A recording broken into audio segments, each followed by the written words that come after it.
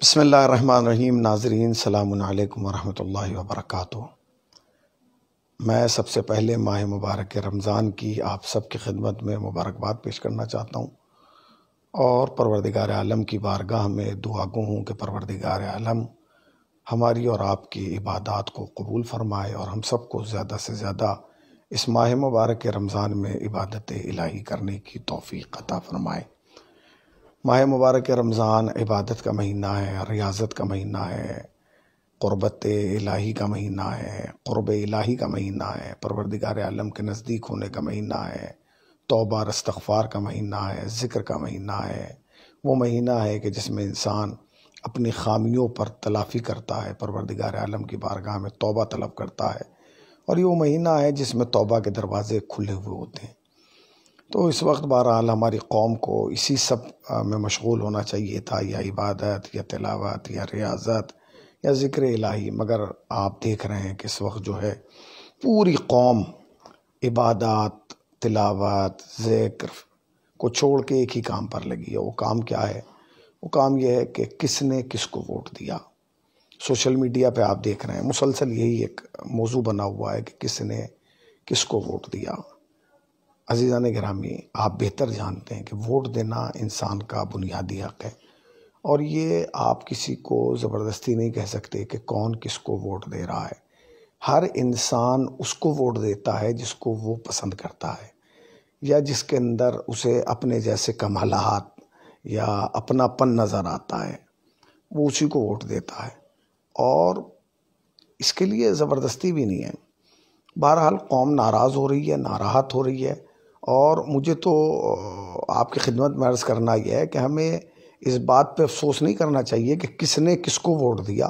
ہمیں تو افسوس اس بات پہ کرنا چاہیے کہ کل تک ایک رشدی تھا، آج اس قوم میں 21 رشدی اور پیدا ہو گئے ہیں۔ بات رہی ووٹ کی کہ ووٹ کس نے کس کو دیا، تو ووٹ دینے کا اختیار جو تھا وہ صرف متولی حضرات کو تھا، اور متولی جو ہے جو بنتا ہے اسے قوم متولی نہیں بناتی۔ متولی دو ہی صورت میں بنتا ہے، یا اپنی محنت سے بنتا ہے یا کسی کی نظر عنایت سے بنتا ہے۔ بہرحال انہوں نے اپنی محنت کے بعد اگر کسی چیز پر بھروسہ کیا تو کسی کی عنایت پہ کیا، کسی کی حمایت پہ کیا، تو جس کی حمایت پر انہیں بھروسہ تھا انہوں نے اسے ووٹ دے دیا۔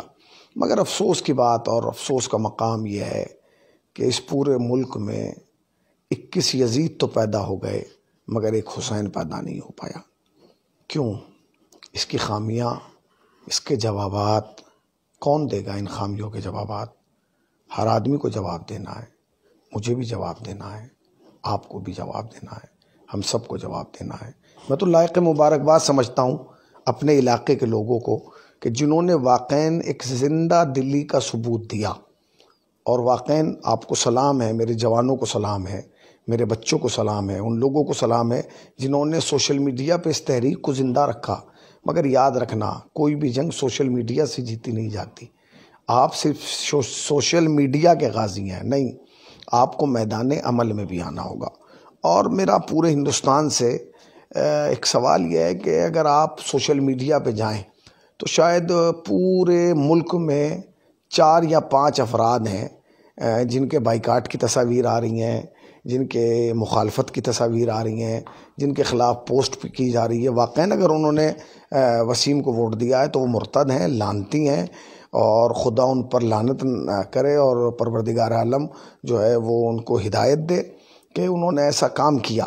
مگر سوال یہ پیدا ہوتا ہے کہ پورے ملک میں صرف 4-5 ہی افراد کے مسلسل تصاویر آ رہی ہے، اور مسلسل ان کے بائیکاٹ کا اعلان کہ ان کا بائیکاٹ، ان کا بائیکاٹ، ان کا بائیکاٹ۔ 17-18 اور بھی تو ہیں، وہ کہاں ہیں؟ وہ کیوں سامنے نہیں آ رہے؟ ان کی تصاویریں کیوں نہیں آ رہی ہیں؟ ان کے خلاف پروپیگنڈا کیوں نہیں ہو رہا؟ یا تو یہ ایک مانیے کہ جس سماج میں وہ رہ رہے ہیں وہ سماج مردہ ہے۔ بھائی جہاں سماج کی طرف سے آواز بلند ہو رہی ہے، جہاں سماج کی طرف سے مخالفت ہو رہی ہے، وہ سماج زندہ ہے، اور جس سماج سے آوازیں بلند نہیں ہو رہی ہیں وہ سماج مردہ ہے۔ اس سماج میں نہ جانے کتنے ان جیسے لوگ ہوں گے۔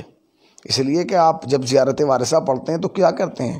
خالی ان پہ لعنت نہیں کرتے جنہوں نے قتل کیا ہے، خالی ان پہ لعنت نہیں کرتے جنہوں نے ظلم کیا ہے، بلکہ اس پر بھی لعنت کرتے ہیں جو ظلم پر راضی رہا ہے، جو ظلم سننے کے بعد خاموش رہا ہے، جو داستان ظلم سننے کے بعد خاموش رہا ہے۔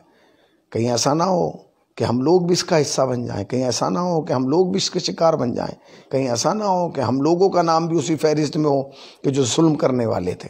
عزیزان گرامی، اٹھیے، اور میری اپنے سماج سے، اپنے ہندوستان کے جوانوں سے گزارش ہے کہ ان 21 افراد کے جنہوں نے ووٹ دیا ان سب کی تصاویر لائی جائیں تاکہ سماج کو پتہ چلے۔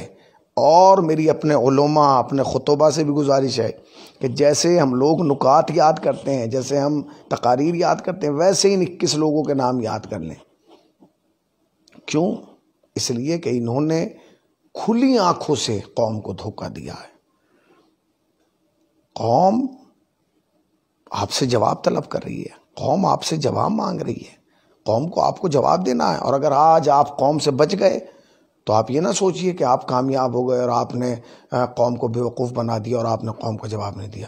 کل آپ کو امام زمانہ کو جواب دینا ہے، اس لیے کہ آپ نے امام کی ملکیت کے متولی ہیں، وقف امام کی ملکیت ہے، آپ کو جواب امام کو دینا ہے۔ دو صورت ہے، یا آپ قوم کو جواب دے دیں یا آپ امام کو جواب دے دیں۔ یاد رکھیے گا، آپ انسان اپنے کو دھوکہ دے سکتا ہے، اپنے خدا کو دھوکہ نہیں دے سکتا۔